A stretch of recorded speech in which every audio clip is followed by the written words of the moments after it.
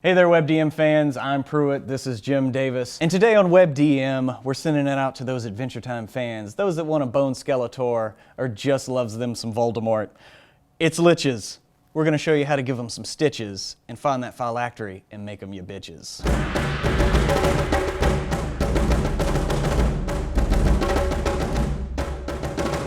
Let's get a little eternal with it. Let's get a little evil. Let's talk about Liches. Are we ready to sell our souls for eternity? For an eternity of epic spellcasting. Would you? It's hard not to when you look at what the Lich is and like just what they are and the fact that spellcasters being what they are. I'm really kind of surprised there aren't more Liches, because there's got to be enough wizards out there who are like, yeah, the whole like soul thing, not a problem. Mm-hmm. I'd consider it in terms of immortality.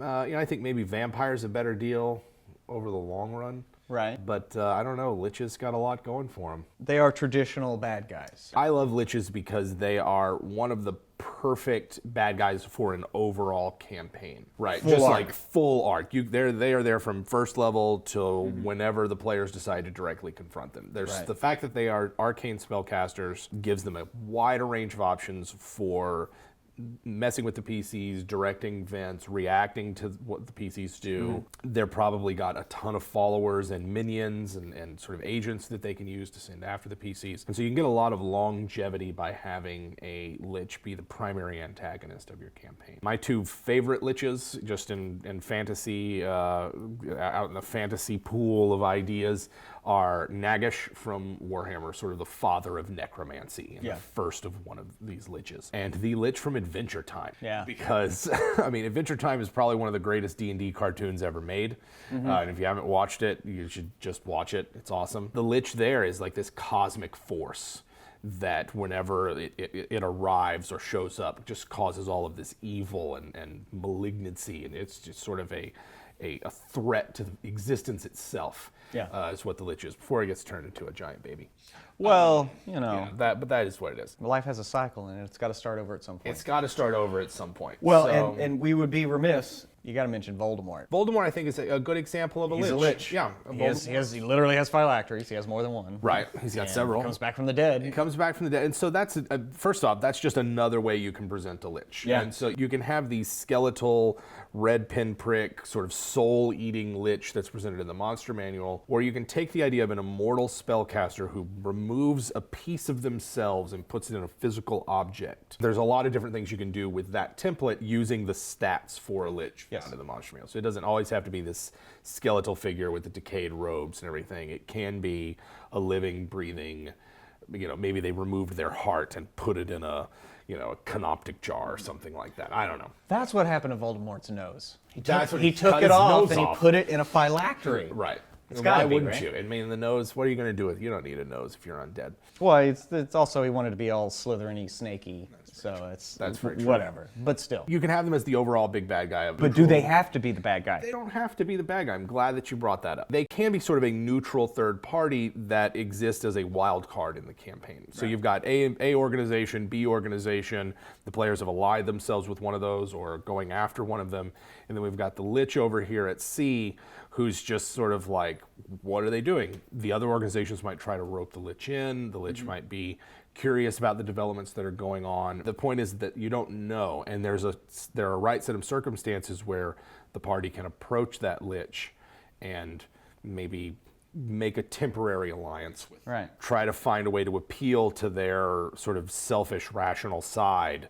It's in your best interest to ally with us to form some kind of temporary accord while this other events in the campaign play out. So if you're looking for sort of a character or a force that you want to add to your game that's like, well, I don't know what to do with them yet, having a Lich just be there, be around, can sort of serve as that, because there's so many different options that they have, primarily because of the fact that they're full spellcasters. Yeah, and if you're a full spellcaster and you're immortal. Functionally immortal, yeah. What are you going to want to do with your time? I mean, you've got to figure that they've got plots that take centuries to brew, that they've got all these little irons in the fire. They're over here, well, they're, working on magically bred monsters that they're going to do with something, and then they've followed this one family of halflings for like 300 years, subtly influencing events in those halflings' lives to do something. Those are the kind of plots that a Lich might come up with. There's that H.P. Lovecraft story, The Curious Case of Charles Dexter Ward, about a sorcerer who is somehow manipulating events in the future by a cousin or a descendant of his. It's been forever since I've read it. I don't know. It's one of those stories where first off, it's creepy as hell. Right. And it shows you, yet again, here's what an immortal, utterly remorseless and vindictive, vengeful sort of sorcerer will do if allowed to do this. So he's transferring his life force across centuries that way. Maybe that's what your Lich is doing. That your Lich is really 800 years ago trying to take over a body right now. Right. And you're dealing with sort of a temporal Lich. So that means that Lich 800 years ago is probably not going to be doing anything to upset the order. Right. Presently. He's worried about 600-800 years in the future. Yes. So your party could go up. Hey, we found this rare spell book, and we want to maybe form an alliance with you. Form an alliance. Give us access to, your lair because it passes underneath this thing we need to get to be over here. Yeah. Those are sort of ways to introduce them as sort of a neutral force. They could be a source of spells in the campaign. The wizard needs to go to the Lich because the Lich is the only one that has a spellbook collection old enough to get certain versions of spells that they otherwise can't get through their own research. Yeah.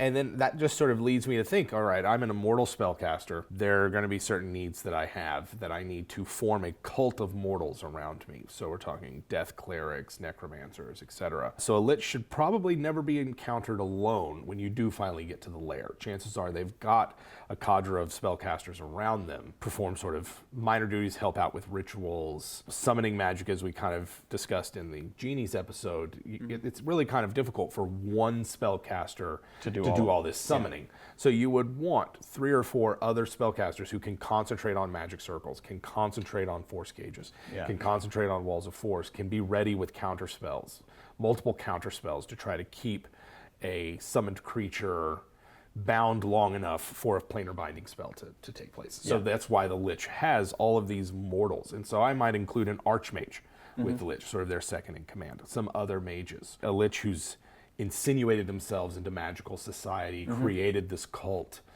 Maybe they're one step removed. Maybe they always appear in a mask with elaborate robes, and no one really knows what they're dealing with until they're finally unmasked. Oh, it's a Lich. Oh! And depending on how vain the Lich is, maybe they have a cleric. Who's General repose. General repose every 10 days. General repose. To keep them from just really decaying. Now, I would say that as soon as they miss them on that 11th day, all of those years catch up with 600 years this Lich has looked immaculate. Right. Just the day he became undead. Right.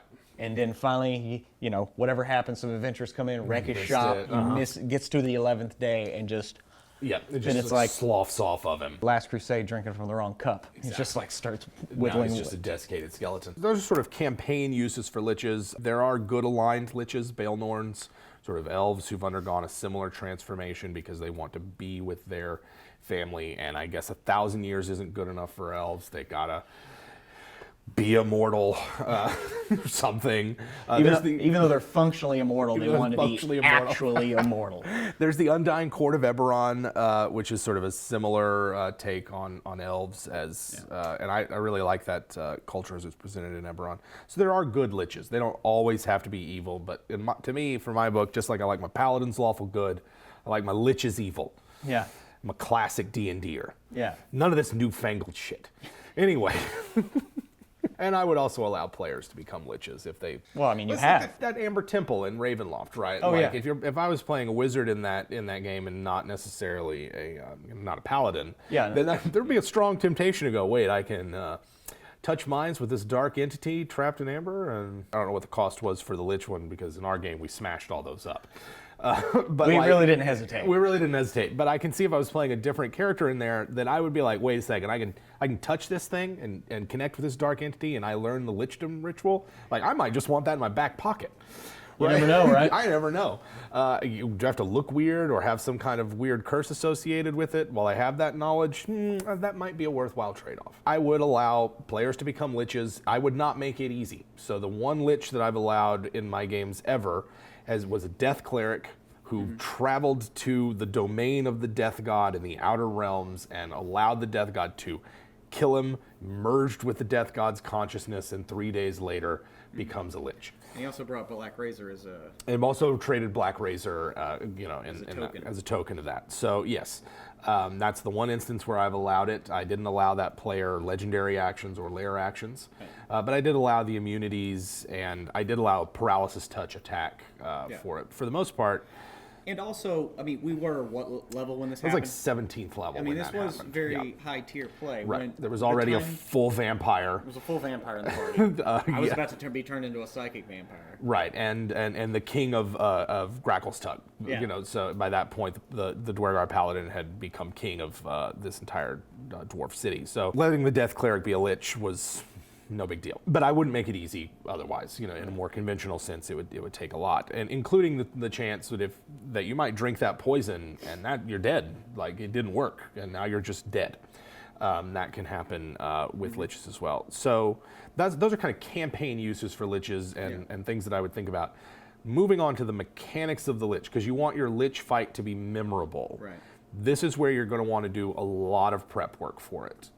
This is probably the capstone of a big long campaign. You've probably got characters that are in upper tier 3, maybe even tier 4. Although you could probably take on a lich about 10th or 11th level, depending on how many of the party there was and what kind of magic items they were bringing. If it were me and I were taking on a lich, I'd come with come loaded to bear to deal with a lot of spell casting. They pretty much just like have items, right? I mean, the monster manual suggests that they've been collecting magic items for a long time. So if I wanted a really memorable lich encounter, they're going to have robe and staff of the magi. They're probably going to have a rod of absorption or a rod of cancellation, and know how to use it well enough that they're not going to risk blowing themselves up with it. They might have things like rings of wishes and a whole mess of wands. This is on top of the spell casting that they have. And have probably distributed several other powerful magic items to their followers so that you're not just dealing with one magic item, using Lich. It's sort of like 6 of them. And maybe they all look like the Lich. They've all been magically transformed or something. Those are ways that I would kind of set that up. The biggest hurdle for the Lich, and I guess now's a good time to say that Sly Flourish of Lazy DM has an amazing article on running a Lich fight, and he mostly approaches it from the mechanical, sort of tactical side of things, whereas we like to talk about campaign uses and stuff.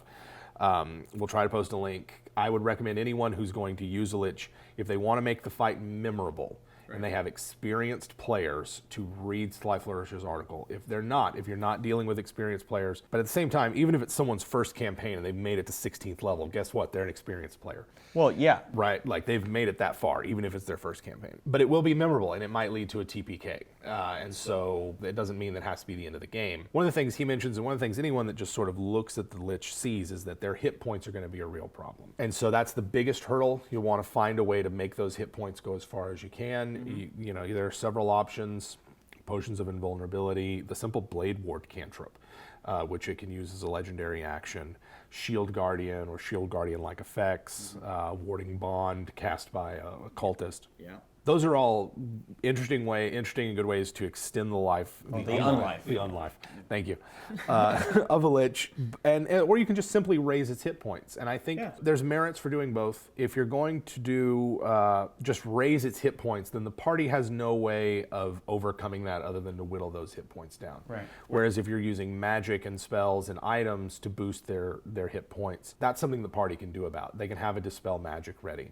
They can engage in multiple attacks to sort of like, okay, well, the Lich just drank a bunch of potions, clearly. Let's book it out of here. See if we can't delay for an hour or so, when let those potions wear off, and then try to take them again. So those are some things you can do. Or you notice, you hit a Lich, one of its cultists over here looks like he gets hurt. Right. Oh my God, let's either dispel or straight up kill that guy right now. Yes. That way you can get rid of that warding bond. That way you can get rid of that warding bond. Is there a a shield guardian in the mix? Something that you can do about that? Are you going to try to take out that shield guardian? Are you going to try to find that amulet in the middle of the fight and sort of take that amulet out? Those are things you can do, and I prefer those solutions as opposed to just giving them more hit points. Well, yeah, because it forces your players to be more tactical instead of just hitting more and harder. Right. You actually have to think about it. You have to think about the distribution of the resources of the party. Focus is all here, take this guy, throw a dispel here. Like you said, you're trying to make a memorable encounter.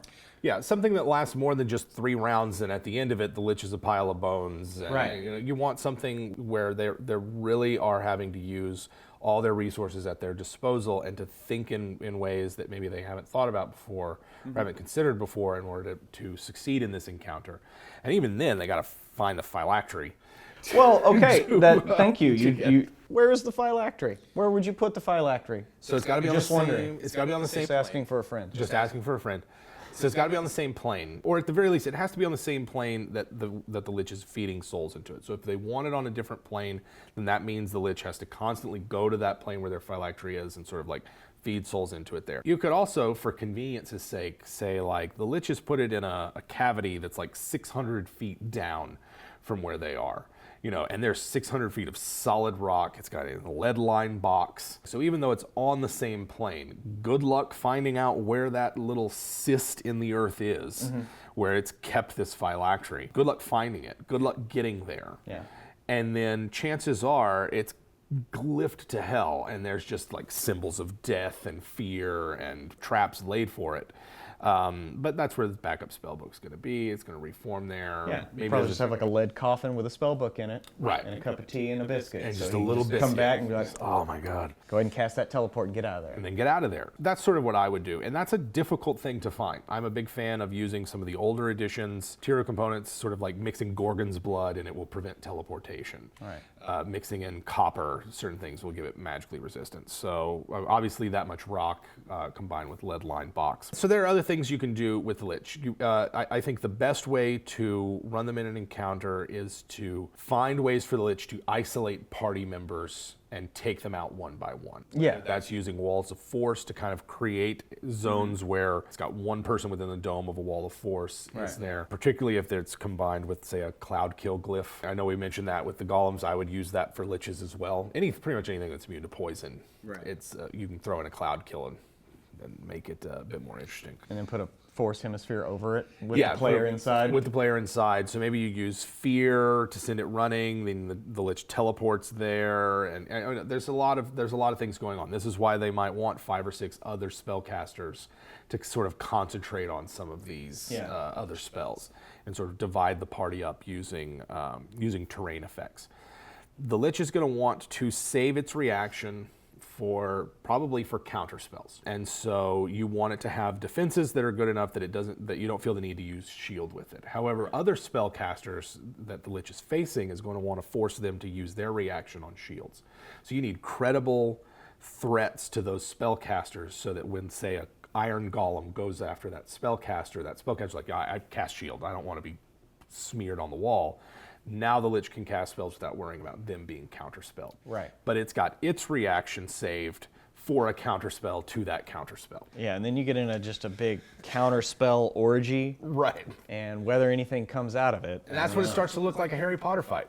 Yeah. And so, so I think that the movies, at least, in terms of the spell selection, I probably would change up the cantrips a bit so that there's Blade Ward there. If all else fails, you can use a legendary action to cast Blade Ward. Then in the Monster Manual, they've got Prestidigitation and Firebolt and maybe Mage Hand. I think maybe Chill Touch or something else would be good. Something that messes with healing magic, part of the party. Definitely. And now just make sure you're using your lair actions and your legendary actions to full effect.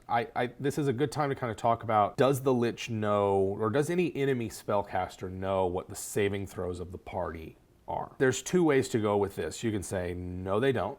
That's metagame knowledge. Yeah. The saving throw is a metagame mechanic. It doesn't represent anything in game other than maybe determination, iron will, something like that. And so this is where the Lich doing reconnaissance on the party. If you've got a long-term, the Lich is the long-term enemy. Then how long has it been scrying? So it might know something about these players. Oh yeah, definitely, because if he's had his machinations going from the beginning, but they only really get wise to it and start thwarting him at like second or third level. Well, now they've got his attention. Right? Yeah. And so now he's watching them. He might even throw some just random shit at them just for them to thwart, so he can see how they fight, how they fight together, what they use. What are they weak to? And that's the whole thing, is he's just lining them up. Every enemy, be like, well, now we'll test their willful resolve. Now I'll try to charm the pants off of them. Now I'll try to poison them. Now and see where they're weakest. And could be that the Lich, by the time the party gets to them at 16th, 17th, 20th, or even earlier levels, that the Lich knows them very well. Yeah, he can give the monologue, I know you better than you know yourself. Yes. You know. And now it knows, okay, well, the barbarian has a crappy will save or a charisma save, or that rogue over there is really susceptible to illusions. I don't see that as metagaming, because there are things the players can do to prevent that. Exactly. Nistel's Magic Aura, non-detection, discussing your plans inside a private sanctuary. Those are things that sort of mid to higher level characters have available to them. Right. And, so it could just be that the low levels is like when you realize you're potentially facing a Lich, which you might not at first tier. Right. Then you just have to become more circumspect in how you thwart that Lich's plans. Okay, so now you're fighting a Lich. How would you fight a Lich? Man, I would wear a mask everywhere I go. There are so many spells that seem like they key off of knowing who knowing who you are, what's going like a scry, for instance. Yeah. If my someone character, you have seen before. someone you have seen before, someone you have made contact with before. Maybe the Lich is casting Speak with Dead on the minions that you have slaughtered and just left there, because that's what most of the time players just kill them, loot them, and then get out of there. Yeah. So the Lich follows up, speaking with some dead. Even though it's a cleric spell, I'd let my Lich speak with dead. And so I would wear a mask. That would be the first line of defense. Okay. I would get a permanent Nistel's Magic Aura on me so that I don't radiate magic. That magic effects don't radiate off of me. If I knew I was fighting a Lich, for that period that I was fighting them, 8-hour non-detection. It's got to be. Yeah. You can't have that up all the time, but there are amulets of proof against detection and location, rings of mind shielding. Those are all things that I would want. Mind blank spell, if you're that high level, are all things that you would want to have ready and available to help thwart the information gathering spell casting that the Lich is invariably going to do. Yeah, because that can work both before the big fight and for you afterwards, because let's say you roll up in there, you kick the Lich's ass. Right. You tear his sanctum apart. Right. No phylactery. No phylactery. Now you got a pissed off Lich who's got mortals all over the place that it can use to make your life very miserable. And if he knows who you are. If he knows who you are. So why didn't you go in there, both magically and mundanely disguised, with a non-detection, teleporting in, get what you need, find out, rummage through his papers. Yeah. Get the Lich's, kidnap a Lich's servant, see what you can find there. Yeah. Go through his briefcase, find his papers, his business papers. Right. Find out where the Lich keeps the phylactery, and you've done so sort of covering your own tracks. Right.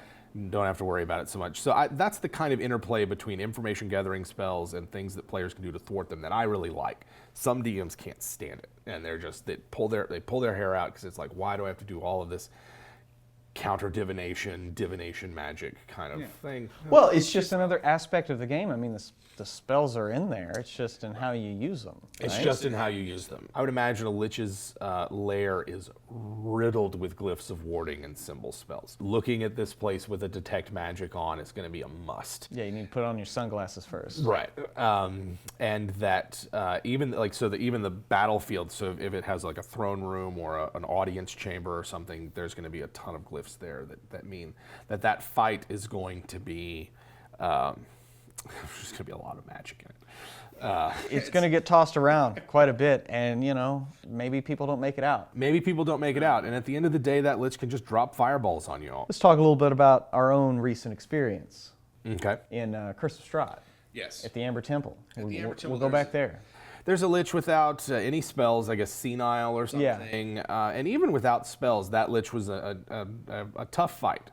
Yeah, because we were only 8th level? 8th or 9th level. 8th or 9th level when we got to that. Right. So it's kind of a tough fight just because they have that sort of tether. They have the sort of beam of energy that tethers their life force or your life force to them. Paralyzing touch. So there's still some cantrips. In this case, things that the Lich could still do, and I don't know. First off, I like the idea of a senile Lich. Been alive so long that he's forgotten most of everything he's ever. Right, he's absolutely forgotten about. So Liches that have that kind of senility or just something different or off about them. Can be fun. It was fun. It was fun talking to him though. Right. But it goes to show you that even without the spells, a Lich can be a credible threat to sort of a lower level party. Right. So it's all about that spell selection. If you're looking to include a Lich and you want the party to face them around 10th level or so, then alter up the spell selection that they have. Throw them out there without any minions or anything else that's there to back them up. But for a real, like a top notch, this is the Lich. Yeah. This is the guy. They are, this is evil source Skeletor, whatever. You really owe it to them to have a full network of minions and a tricked out lair. And my ideal Lich is an illusionist that has a hallucinatory terrain and a Mirage Arcana going the entire time. Because how long does true seeing last? An hour? Yeah, well, or less depending on how you're casting it. I mean, if you're a mystic, it's only a minute. Yeah, so it's the Mirage Arcana lasts, 10 days? So if you know that you have enemies in there, and then you can change up the effects. I mean, this is one of the ways in which I would always alter a Lich. I would almost always give them. I would pick a wizard spell school that they're specialized in and give them those abilities. And for me, illusionist is where it's at to really create a memorable. Yeah, I mean they were a spellcaster before. Spellcaster form, yeah. So. Wouldn't they be of some school? Of some school, and it's fun to throw those things out just to present different challenges for your players, particularly if you have players who are also DMs. You can go like, oh, that's how you. Totally.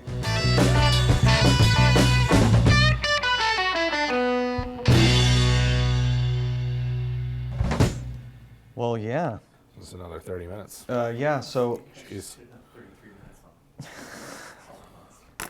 This is why I'm glad that we start. That's why we want to start with the monsters because it's easy to talk about. We know what we're doing. I think Tyranny of Fun's going to be not as long of a show.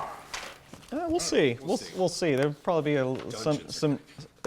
Dungeons. We're going to need to take a break and get some lozenges in because already, I can tell, I was trying not to scream too much last night, but halfway through the show, the rock took over. So I'm. Trying to save the sword show. The sword show. Oh my God, it was so much rock, kids. If you're out there and you have a chance to go watch The Sword and you think that a bard is bullshit, go watch The Sword. And they'll show you exactly the kind of songs you need to be writing for your D&D campaign. I even nodded my head once. I saw Jim nod his head. I was like, what? I tapped my leg. Yeah, that's right. I let the rock flow through me.